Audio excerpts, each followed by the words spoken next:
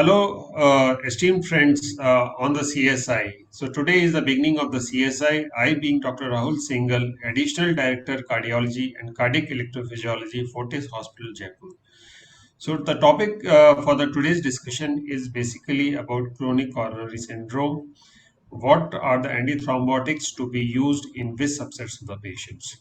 So, the friends, this is a very important aspect we are witnessing day to day in our clinical practice because we know now the chronic stable angina, which we used to call it in our patient after the patient underwent PCI or not, and those patients continue to be on medical management. But they had witnessed large number of recurrent ischemic events, and therefore now the guidelines have basically replaced the term of chronic stable angina with chronic coronary syndrome. So, what the chronic or chronic syndrome definitely means, a patient is prone to have developed recurrent ischemic events, maybe in form of recurrent MI or basically in form of cerebrovascular accidents or peripheral arterial disease. So, in the chronic coronary syndrome scenario, we must be very watchful about the antithrombotics.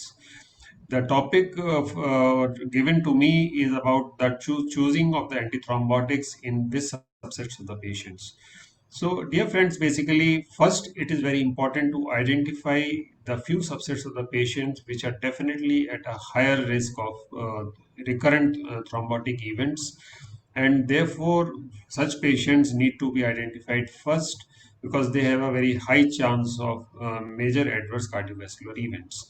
So, to highlight such subsets of the patients, there may be patients who are diabetics, patients who are having chronic kidney disease, patients who are elderly, patient with peripheral arterial disease, patient with previous history of myocardial infarction, patient with multivessel coronary artery disease, or patients requiring a coronary artery disease requiring a long stents and multiple ablation procedures in form of calcified rota ablation or IVL and so. So these are some of the basically high risk subsets of the patients in which we have to tailor the antithrombotics according to the requirement. And such patients usually have a very high risk of thrombosis, recurrent ischemic events, and therefore we need to tailor our therapy. Like for example, in patient with diabetics, if we are giving it for a primary prevention, aspirin is just alone. But if the patient is presenting with coronary artery disease, we have to first categorize that patient, whether patient is having a sinus rhythm or patient is having atrial fibrillation. So in patient with sinus rhythm, basically the chosen of the therapy should be the dual antiplatelet therapy. But because there is always a risk of bleeding for the prolonged course of dual antiplatelet therapy, so we need to tailor our therapy, de-escalate it fast. So maybe for 3 months we continue with dual antiplatelet therapy, and then for another 9 months we continue with aspirin monotherapy. Then for long term, it depends basically how much is the patient's risk, and that risk basically we have to see based on two important factors. One is the risk of thrombosis, and second is the risk of bleeding.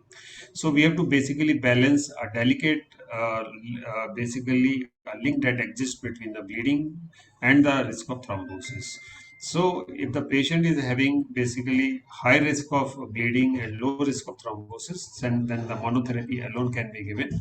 But if the patient is having high thrombotic risk and low bleeding risk, then such patients need to have, with the current trials like Pegasus and Compass trial, basically Pegasus has basically thrown a light on combination of aspirin plus ticagrelor in a dose of 60 milligram BD for extended period, maybe for a period of 3 years, uh, as compared to the aspirin therapy alone. Similarly, in the Compass trial, basically the combination of low dose of rivaroxaban 2.5 milligram plus aspirin as a aspirin versus aspirin as a monotherapy. So these are basically like the basically a plan scenario in a patients who are diabetics. Similarly, in patient with atrial fibrillation, for a period of 1 month, we have to go with a triple antiplatelet therapy. That means the antiplatelets plus the anticoagulants. And after the 1 month, then we can choose any of the antiplatelet therapy plus the anticoagulant for a period of almost 11 months, and then depending on our weighing scale, which way it goes, the high bleeding risk or the high thrombosis risk, we have to basically continue. Anyway, in patient with atrial fibrillation, NOAC has to be continued, or vitamin K antagonist has to be given in such patients with or without antiplatelet therapy, maybe in form of aspirin or clopidogrel. So, dear friends, therefore, it is very important, and therefore, we have got so many risk scores like ischemic risk scores, like DAPT risk score, bleeding risk score, similarly, precise DAPT score, and the bleeding risk score. We all know in cases of atrial fibrillation, CHATS to VASCO score. So, patients who are having basically CHATS VAS score of 2 or more than 2 in males or 3 or more than 3 in females, they basically requires NOAC or vitamin K antagonist. So they definitely require anticoagulant therapy, because what we find basically is that the combination of antiplatelet and anticoagulants is working very well in preventing the major adverse cardiovascular events. Similarly, one thing more I want to highlight is basically about the peripheral arterial disease. So peripheral arterial disease carries a greater risk, means it is basically almost equivalent to CAD. So, like all the other CAD equivalents like diabetes, chronic kidney disease, so is the peripheral arterial disease, and therefore peripheral arterial disease also required the tailoring of antithrombotic therapy. But the tailoring, delicate balance has to exist between the weighing against the thrombotic risk and the bleeding risk, for which we have to choose arbitrary scores, and depending on the scores, then we can start.